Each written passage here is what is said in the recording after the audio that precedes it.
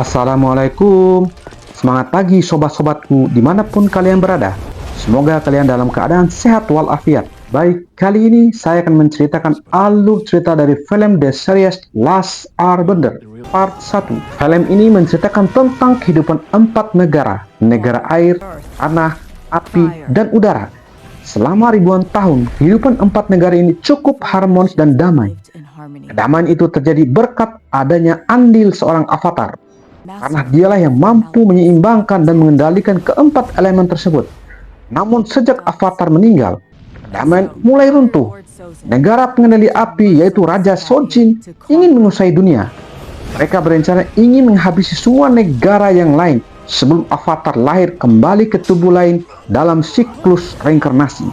Dan ternyata Avatar tersebut terlahir kembali di salah satu tubuh suku pengendali udara.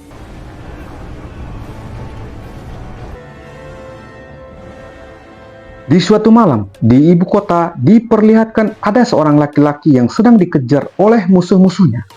Rupanya dia adalah suku pengendali tanah. Sebut saja namanya Samsul. Samsul dikejar dan diburu oleh pasukan suku pengendali api dengan ganasnya. Dia diserang dan dilempari dengan api bertubi-tubi. Samsul pun mencoba berusaha melawan dengan menggunakan elemen tanahnya. Dan Samsul berhasil menyerahkan gulungan surat itu ke temannya untuk diserahkan kepada raja suku pengendali tanah. Lalu dia mencoba membuat dinding pertahanannya, tapi dari arah lain ikut menyerangnya. Karena kalah jumlah, dia pun kalah dan diseret ke istana raja pengendali api. Sesampainya di sana, Samsul merasa lega karena rencana suku api ingin menyerang suku pengendali tanah sudah terbongkar. Dan ternyata semua itu hanyalah taktik raja pengendali api agar suku yang lainnya fokus melindungi suku pengendali tanah. Samsul pun tewas. Mereka memiliki target yang lain yang jauh lebih besar, yaitu Avatar. Di salah satu tempat kuil udara bagian selatan memperlihatkan seorang bocah bernama Aang sedang berdiri di atas menara sambil menikmati udara sejuk-nya. Lalu dia terbang ke sana kemari mengelilingi kuil tersebut sembari mengasah kemampuannya untuk mengendalikan udara. Dia pun turun dan menghampiri sang biksu bernama Gatso. Gatso mencoba menasihatinya supaya dia lebih fokus dan disiplin lagi dalam latihannya, mengingat dia itu sangat istimewa dan memiliki kemampuan lebih dari anak lainnya. Namun dia belum menyadari hal itu. Tiba-tiba di atas udara muncullah para tamu undangan yang menggunakan bison terbang yang akan menghadiri acara festival komet besar di kuil tersebut. Pada malam harinya, para dewan kuil berkumpul untuk membahas kesiapan Aang dalam menerima beban dan tanggung jawabnya sebagai seorang avatar. Mengingat usianya masih belia, apakah dia sanggup atau tidaknya bukan dewan kuil penentunya, namun itu adalah takdirnya. Dewan kuil berencana akan mengirim Aang ke suatu tempat untuk berlatih keempat elemen tersebut. Keesokan harinya, Gatso bercerita dengan Aang tentang sejarah lahirnya seorang avatar pada tiap suku-suku sebelumnya. Lalu Gatso mencoba jujur kepadanya dan mengatakan bahwa sebenarnya dia adalah seorang avatar. Karena tanda-tanda seorang avatar itu sudah nampak jelas padanya sejak usia dini. Gatso pun menjelaskan saat ini negara api telah memilih jalan kegelapan. Raja negara api Sojin ingin menguasai dunia. Misi tersebut tidak akan terwujud selama avatar belum ditemukan. Untuk itulah mereka menyerang dan menghabisi semua suku-suku lain. Lalu Gatso meminta kepada Aang untuk berangkat ke suatu tempat dan berlatih menguasai 4 elemen itu. Meskipun Aang belum siap, namun ini sudah menjadi takdirnya. Malam harinya, Aang merasa gundah dan tidak bisa tidur dengan nyenyak. Dia pun keluar dan berbicara dengan bison terbangnya.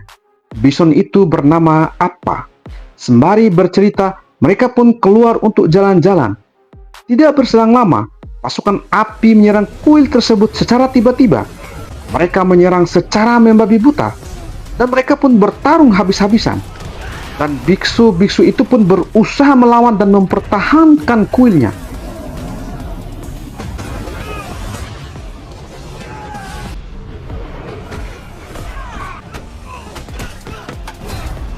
Di lain tempat, terjadi cuaca buruk. Ang dan bisonnya berbalik arah untuk kembali ke kuil. Para biksu itu dibantai dan dihabisi dengan sadis. Kuilnya pun terbakar dengan hangus.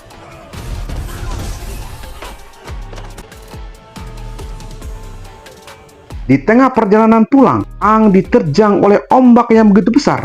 Mereka pun tenggelam. Di dalam ruangan kuil, Gatso berusaha melindungi anak-anak dan melawan pasukan api yang berusaha masuk ke ruangan itu. Namun Raja Sojin menyerangnya secara tiba-tiba. Dia pun tewas terbakar. Dan tiba-tiba, di sebuah tempat suku air tinggal, nampak seorang wanita bernama Katara sedang belajar mengendalikan air.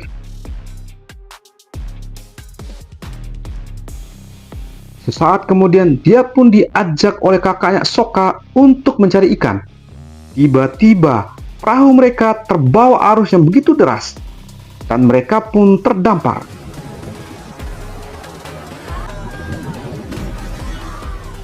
Lalu Katara melihat sebuah gundukan bola es yang begitu besar, yang membuat matanya terpana. Dia pun sangat penasaran. Di tengah samudera salju, terlihat kapal suku Apil yang sedang melaju untuk mencari Avatar. Kembali ke Katara tadi, saat dia berusaha menarik sampan dengan kekuatannya, tiba-tiba gundukan bola salju tadi meledak dan memancarkan sinar ke langit. Peristiwa itu pun dilihat oleh pangeran yang bernama Zuko dari jauh. Dia adalah pangeran kerajaan api yang ditugaskan oleh ayahnya, Raja Sojin, untuk mencari Avatar. Dari runtuhan itu, muncullah seorang bocah botak yang bersinar dan ternyata itu adalah Ang yang menjadi sosok Avatar. Dia pun keluar dari runtuhan itu dalam keadaan pingsan. Karena kasihan, mereka pun mengangkut dan membawa pulang Ang ke desanya. Sesampainya di desa, Ang dibaringkan di sebuah tempat yang dibaluti selimut tebal. Lalu neneknya Katara kaget melihat suku pengendali udara masih ada yang hidup. Mereka kira suku pengendali udara sudah punah setelah sebelumnya dihabisi suku pengendali api. Di lain tempat, terlihat Pangeran Zuko berdebat dengan pamannya Iroh tentang cahaya yang dia lihat barusan. Dia meyakini itu adalah sebuah tanda munculnya seorang Avatar. Namun Iroh membantah kalau cahaya tadi itu hanya kelihatan petir saja. Zuko pun tak menyerah. Dia terus meyakinkan pamannya untuk menuju ke arah sinar cahaya tersebut. Berhubung selama 3 tahun masa pencariannya, baru kali ini dia begitu yakin dengan sebuah tanda-tanda yang baru dia lihat. Kembali ke tempatnya Ang, dia pun mulai sadar dari tidur panjangnya. Dia melihat dan menengok di sekitarnya. Lalu dia keluar dari kamarnya dan melihat anak-anak seumurannya sedang bermain lari-larian. Dia sangat senang melihat hal itu. Tiba-tiba Sokka melamparinya dengan bola salju. Lalu Sokka memperingati anak-anak untuk selalu waspada dan berhati-hati dengan orang baru. Siapa tahu itu adalah seorang musuh. Namun Ang pun membantahnya, dan Ang pun memperkenalkan jati dirinya. Tiba-tiba dia teringat dengan sahabatnya Appa, bison terbangnya, dan memanggil-manggil nama Appa sambil dia terbang ke sana kemari. Lalu dia pun meniup peluitnya. Seketika itu juga Appa muncul menghampirinya. Mereka pun berpelukan. Setelah bertemu dengan Appa, kini Ang duduk di sebuah ruangan aula tempat berkumpul warga. Dia pun mulai menceritakan asal-usulnya dan bagaimana dia bisa terjebak dalam bongkahan es tersebut. Ketika dia bercerita tentang festival komet besar, nenek Katara merasa kaget.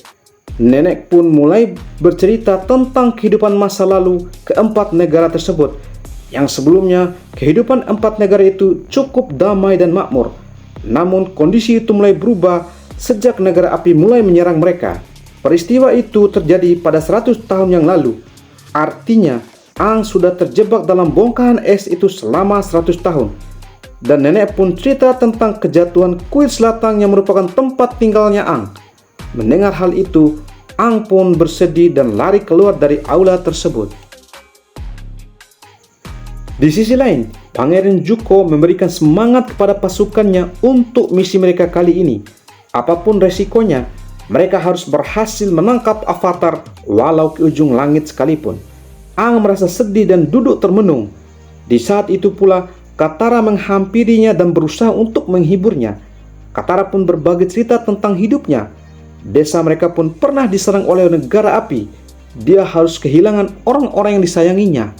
Negara api begitu kejam membantai warga bumi demi nafsu mereka. Namun masih ada suku air bagian utara yang berusaha untuk melawan mereka. Di lain tempat, terlihat Pangeran Zuko berlatih untuk mengasah kemampuannya. Pamannya Iroh menghampirinya sembari menawarkan secangkir teh melati. Singkat cerita, Katara mengajak Aang ke tempat favoritnya, yaitu di dalam kapal karam sisa peninggalan negara api. Di sana mereka pun berlatih untuk mengasah kemampuannya masing-masing. Tiba-tiba, mereka melihat kapal Pangeran Zuko yang sedang berlabuh di desa mereka.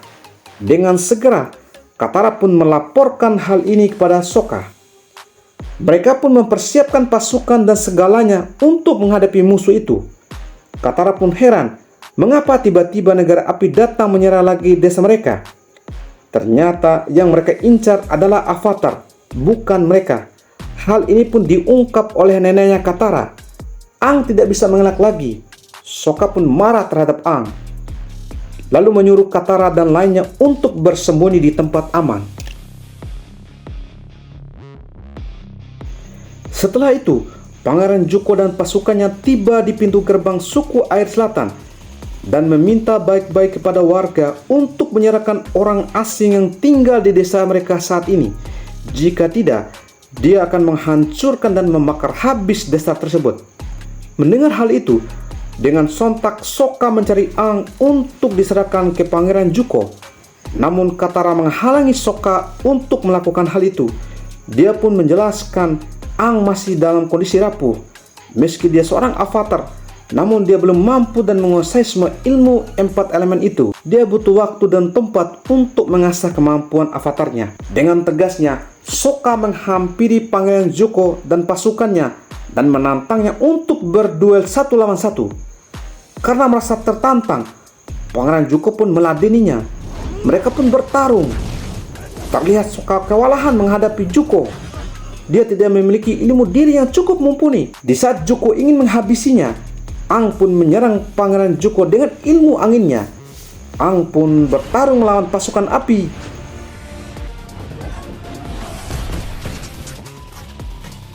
Warga desa pun ikut andil melawan pasukan api.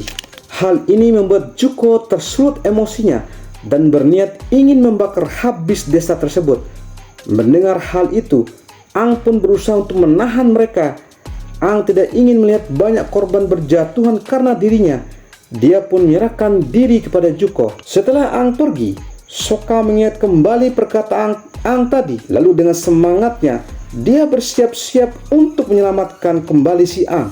Di dalam tahanan kapal milik negara api, Iroh menghampiri Aang. Lalu Aang pun bertanya, mengapa negara api memulai perang ini? Dengan santainya, Iroh pun menjelaskan kepada Aang berdasarkan pendapatnya yang terkesan sangat dramatis. Karena jawabannya Iroh tidak berpihak untuk keselamatan umat manusia maupun keselamatan Avatar. Karena tidak tahan dengan pertanyaan-pertanyaan cukup menekannya, Iroh pun segera pamit dari tempat itu. Di saat yang sama, Aang berhasil mengambil kunci gembok tanpa diketahui penjaga. Di lain tempat, memperlihatkan Sokka dan Katara sedang mempersiapkan diri untuk menyelamatkan Aang. Di saat itu pula, Sokka berpikir jika mengejar mereka menggunakan perahu, mungkin akan lambat. Lalu muncullah ide cemerlang dari Katara, yaitu menggunakan bison terbangnya supaya bisa lebih cepat.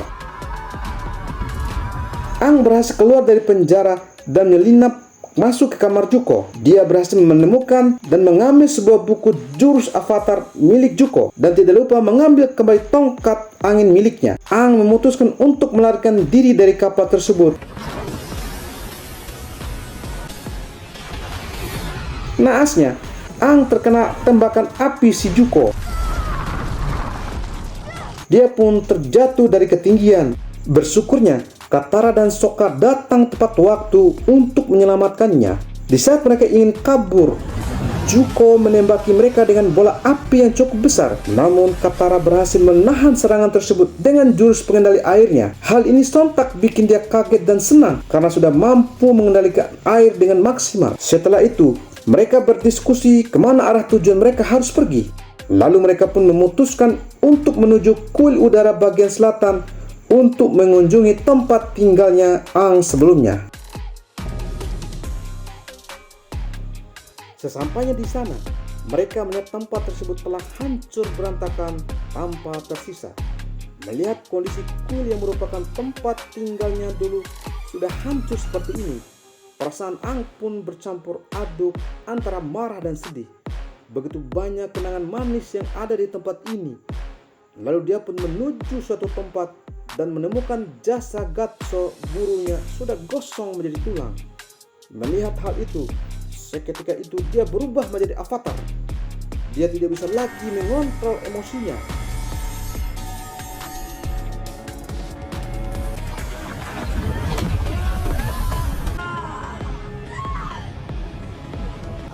Beruntungnya, kenangan Gatso saat menasihatinya hadir dalam ingatannya, membuat amarahnya kembali turun. Dia kembali menjadi dirinya lagi. Namun dia belum bisa move on dari kesedihannya. Dia merasa semua peristiwa ini terjadi atas dirinya. Para biksu dan teman-temannya berkorban demi dirinya. Dia tidak ingin pengorbanan ini sia-sia. Oleh karena itu, dia akan penuhi keinginan mereka untuk berlatih dan menguasai ilmu keempat elemen tersebut agar keseimbangan dunia dapat dipulihkan. Di tempat lain, Pangeran Zuko berusaha menggambar wajah avatar. Kemudian dia menempel gambar itu di dindingnya. Zuko memandangi gambar tersebut begitu emosi. Tanpa disadari, tangannya ikut terbakar. Baik teman-teman, barusan kita menonton alur cerita dari film The Series The Last Airbender Part 1. Bagi yang ingin melihat part selanjutnya, silakan ramaikan kolom komentarnya. Jangan lupa like and subscribe.